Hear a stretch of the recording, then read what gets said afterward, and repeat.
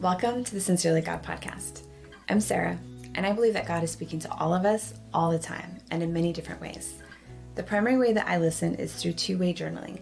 And on this podcast, I share excerpts from my journaling time with God, which are really inspirational messages spoken from the perspective of God to you. I'll talk more about what two-way journaling is and explore other methods which may be helpful for you to listen to God in your own unique way.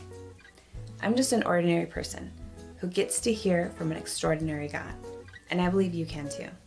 Thanks for joining.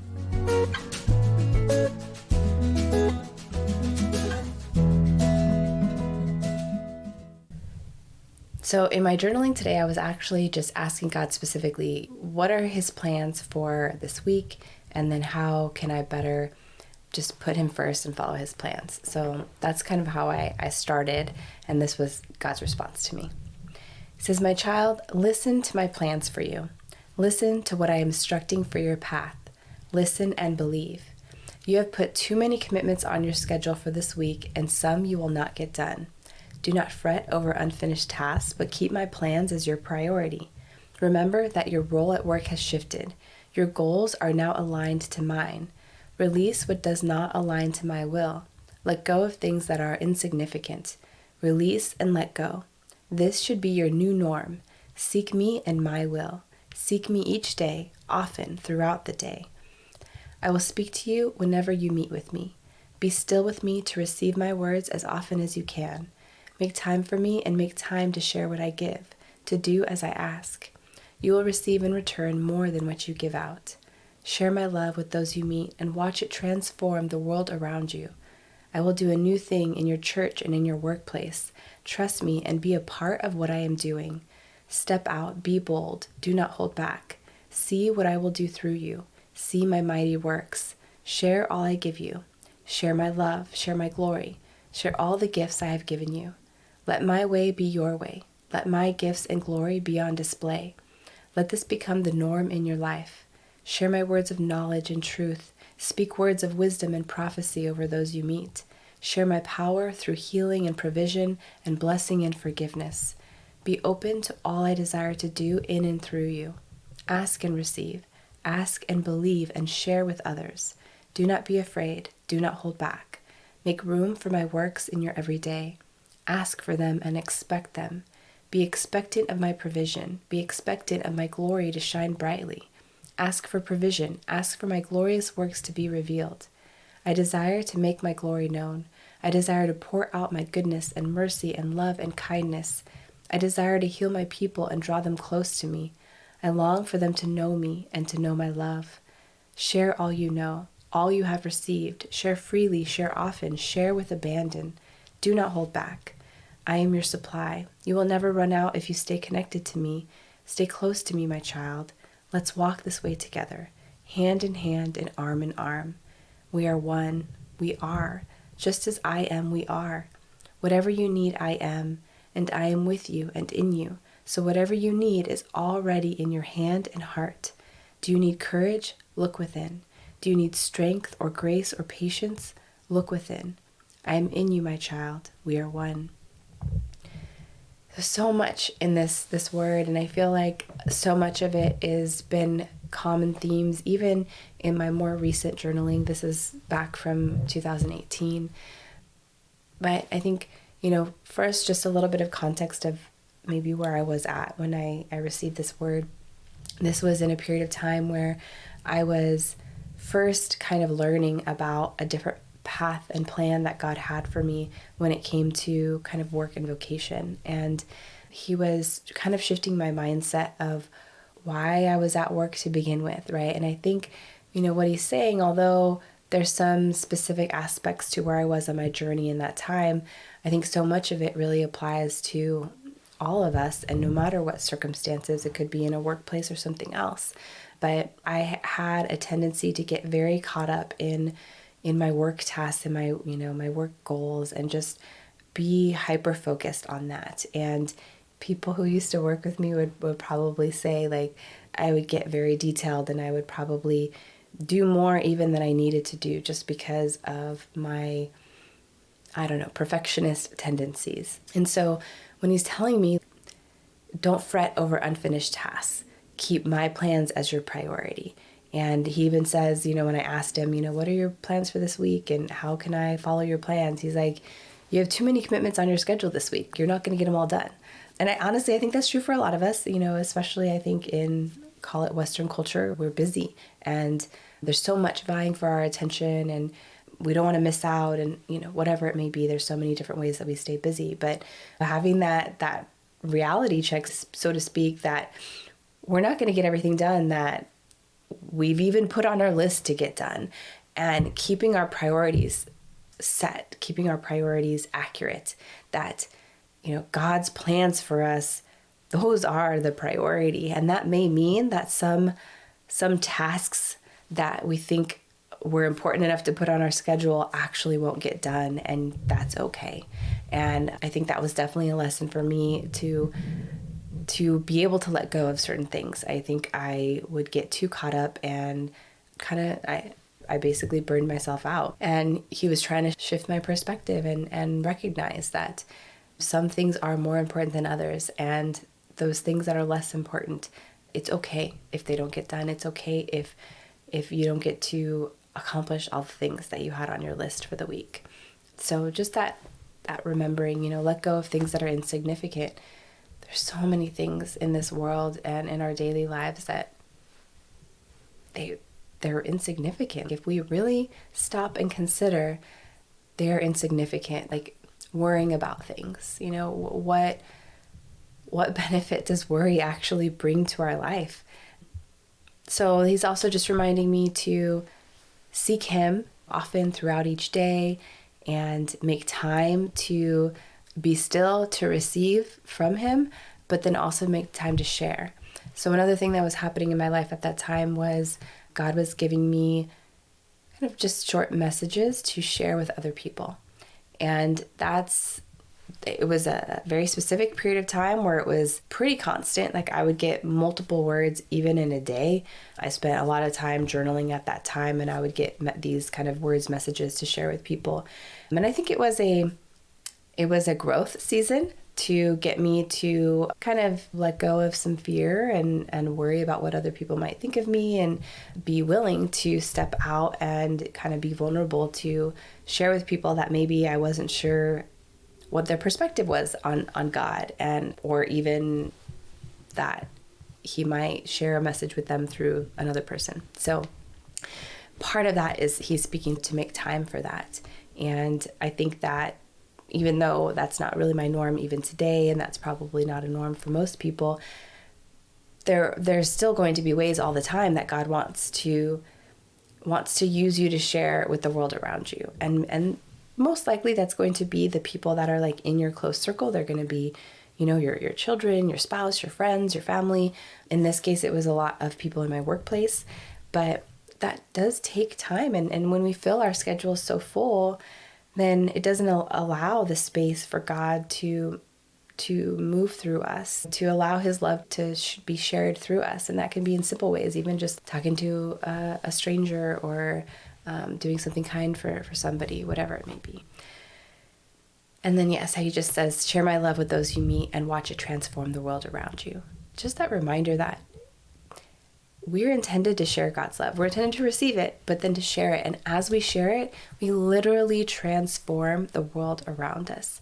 And, if you stop and think about somebody that that you used to know, that your world changed because of them.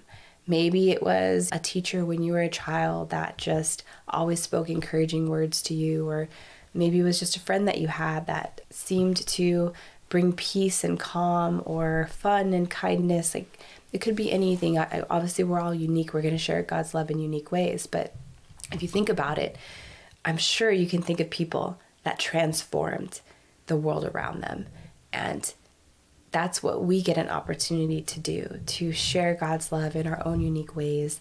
And truly, truly, it will transform the world around us. And maybe it's one tiny piece at a time, but I think sometimes the impact is bigger than we even realize, or at least that we realize in that moment. And then he talks a lot about just sharing different aspects, sharing the gifts that he's given me, sharing wisdom and healing and blessing and forgiveness. There's so many ways. I think it all goes back to that same sentence about share his love with those you meet and watch it transform the world around you. Sharing his love, there's so many different ways to share his love. And that does require us to receive, but sometimes that requires us to be bold and to not hold back and to step into things that maybe are uncomfortable. That's something that I still struggle with, but he says to ask and receive, ask and believe, and then share with others. Do not be afraid. Do not hold back. So that other aspect of asking, setting our priorities, not filling our schedules so full, but then asking him, like, okay, what are your plans for me today? How can I share my love today? Or asking, hey, I see this need, or I have a desire to share, to help, to do whatever in this way. Asking him for that provision, asking him, Lord, give me grace to be kind to this person that is not kind to me.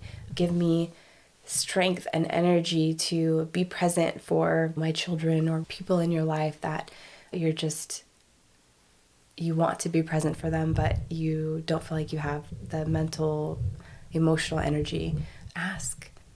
Ask and expect. Ask and believe that he is listening, that God will give you whatever you need. And be expectant. He says, be expectant of my glory to shine brightly. Ask for provision. Ask for goodness and mercy and love and kindness. Those are things that he desires to pour out. Of course, if you're going to ask God for kindness and mercy, to share kindness and mercy with others, why would he hold back from that? So just being expectant and sharing freely, sharing often, sharing with abandon. I would love to live my life where I am constantly sharing God's love with abandon. I'm not there yet. I feel like I've come a fair amount of way, but I am not there yet. And I need that reminder to not be afraid, to share his love freely. And he says, I'm your supply. You will never run out if you stay connected to me, stay close to me. Let's walk this way together, hand in hand and arm in arm.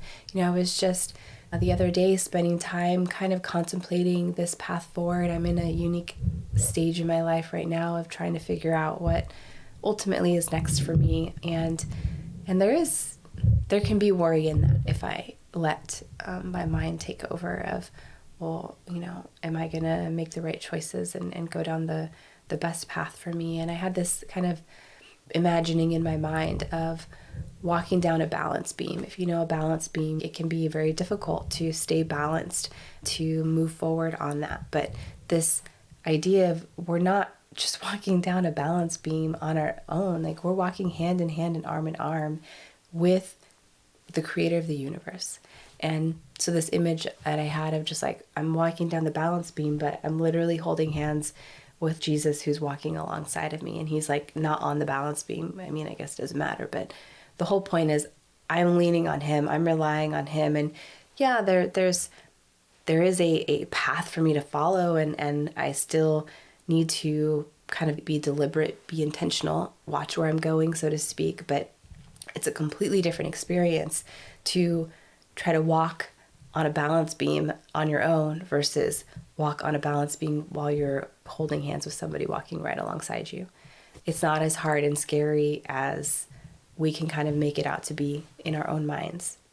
So that was very helpful for me. And obviously he's just reminding me as I'm rereading this old message to walk with him hand in hand and arm in arm. And I like how he just says, we are one. And just as I am, that term that God uses to, like if you look at the Bible story, I think the first is where Moses is asking, who do I tell them that is sending me? And he says, I am.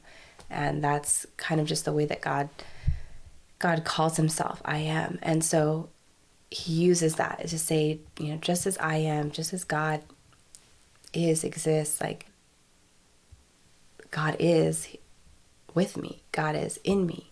And just as God is, so am I. And there's this connection that we are actually one, that when I say that God is my supply, my source, and I can go to him, I can ask and receive, it's not like going to some external, making this journey to go and reach this God that exists so far above, beyond.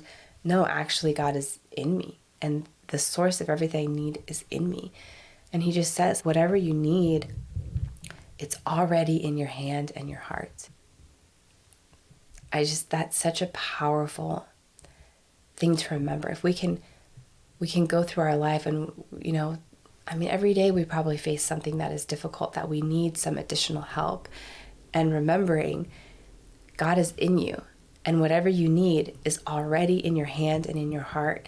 And the biggest thing is to be able to shift our awareness, to be able to recognize that God is as close as our heart, and that we can set our awareness on him, and we can kind of open our heart, open our mind, open our ability to receive in ways that really don't look like the world's ways, that don't look like the stressing and the striving and the working and all the doing and the hard things just to get provision for what you need. The kingdom of heaven is upside down. It doesn't require work. It requires stillness and openness to receive without having to give in return. So just like he says, look within. I encourage you to look within. Find that way to set your intention on God that is in you, and maybe having that image of walking down a balance beam hand in hand with God, or maybe there's a different image that comes to mind, but something that can help kind of bring that into your awareness, that when you're in that moment that you're struggling, to maybe be able to bring that image back into your mind, into your imagination, as a way to reset that awareness, as a way to reset that focus on God and receiving and knowing, believing that God is your source, and that the provision for everything that you need is already in your heart and your hand. You just got to look within. Thanks for tuning in to the Sincerely God podcast. Be sure to like and subscribe and share with your friends. If you'd like more information, you can go to my website, sincerelygodquotes.com. There you'll find links to my social media, as well as an ability to get your own copy of Sincerely God, a collection of quotes, either the book or the prayer journal. Until next time, keep listening to how God is speaking to you. It's all inside you, waiting to be